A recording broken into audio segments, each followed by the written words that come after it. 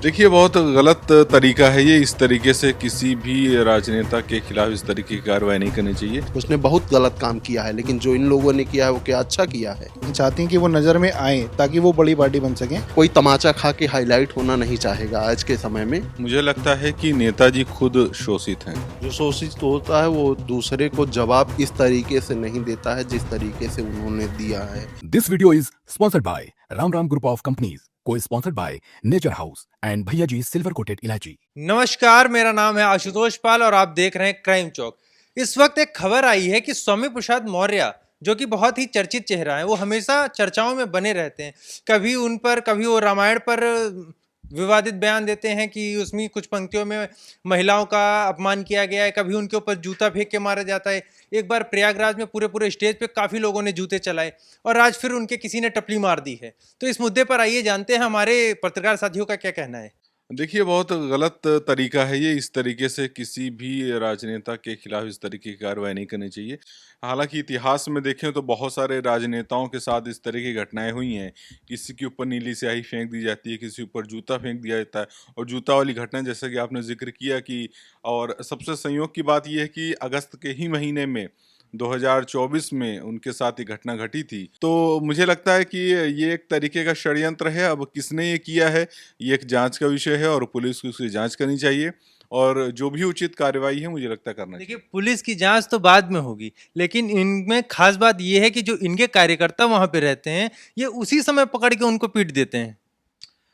मुझे अब आप जहाँ इशारा कर रहे हैं कि आपको लग रहा है कि क्या ये प्रायोजित तरीका हो सकता है चर्चा में रहने का, तो प्रायोजित तरीका तो नहीं लग रहा है। लेकिन हाँ, एक तरीके से कहा जाए कि जिस तरीके के बयान स्वामी प्रसाद मौर्य अक्सर देते रहते हैं, उससे एक आक्रोश लोगों के मन में रहता है। लेकिन आक्रोश का मतलब ये नहीं है कि आप किसी को भी इस तरीके से किसी के ऊपर हमला कर दें।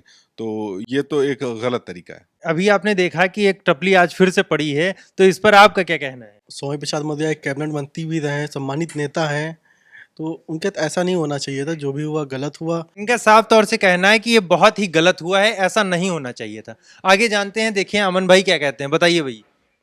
देखिए, जो हुआ है गलत तो हुआ ही है। इस तरीके से बीच सड़क पे किसी को तमाचा नहीं मार देना चाहिए, लेकिन ये भी सोचना जरूरी है कि बार बार उसी नेता के साथ ऐसा कांड क्यों होता है। मतलब आपको लगता है ये सारी प्रायोजित घटना है? नहीं, प्रायोजित बिल्कुल नहीं है। कोई तमाचा खा के हाईलाइट होना नहीं चाहेगा आज के समय में। और दूसरी बात यह है कि इस तरीके से उल जलूल बयान भी नहीं देना चाहिए कि आप जहां भी पहुंचे जनता आपको सबसे ज्यादा गलत बयान उनका कौन सा लगता है? कई सारे ऐसे बयान हैं जो उन्होंने आपत्तिजनक दिए हैं। मैं क्षत्रिय हूँ, क्षत्रियों को लेकर उन्होंने बहुत बयान दिए हैं। मैं पत्रकार ना होता तो शायद जनता की तरह मेरे मन में भी आक्रोश होता या लोग मुझे भी उकसाते कि ऐसा इनके साथ कांड कर दीजिए।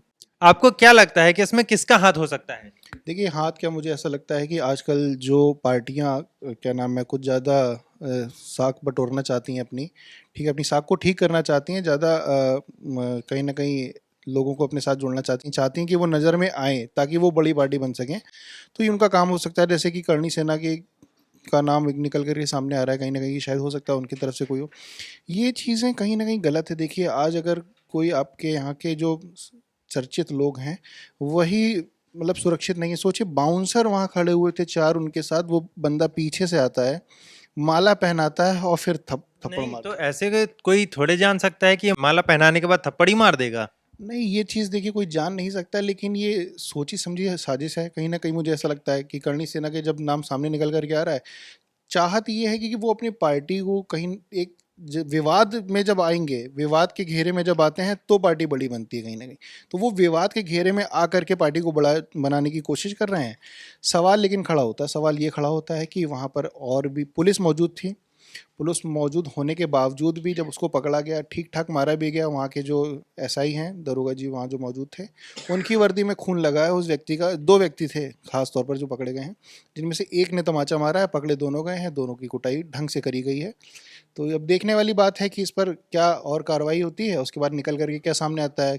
क्या ये किसी पार्टी से संबंधित है? अगर पार्टी से संबंधित है तो कौन सी पार्टी है और उसका क्या इसके पीछे मंसूबा रहा है, ये देखने वाली बात होगी। ये देखने वाली बात होगी ये किसी दूसरी पार्टी की साजिश है या खुद चर्चा में आने के लिए उन्होंने ऐसा करवाया है। आपको क्या लगता है भैया? मुझे लगता है कि नेताजी खुद शोषित हैं। कि सरकार को और उनके लिए एक अच्छी सुरक्षा व्यवस्था की जानी चाहिए ताकि इस तरह की घटनाएं ना हो। बिल्कुल, भैया को लगता है कि वो खुद शोषित हैं। आपको भी ऐसा लगता है कि वो शोषित हैं? जो शोषित होता है वो दूसरे को जवाब इस तरीके से नहीं देता है जिस तरीके से उन्होंने दिया है। हाँ, वो गलती किया था तो उसको पकड़ के वहाँ पर पुलिस वाले थे उनको उनके हवाले कर देना चाहिए था अगर वो शोषित थे तो।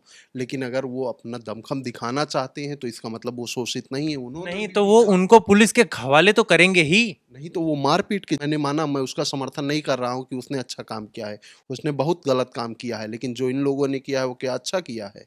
बिल्कुल सही बात है, उसने भी गलत काम किया है और इन्होंने भी गलत काम किया है। आपको क्या लगता है? स्वामी प्रसाद मौर्य को तो अब राजनीति छोड़ देनी चाहिए। हर जगह मार खाते हैं, बेइज्जती होती है।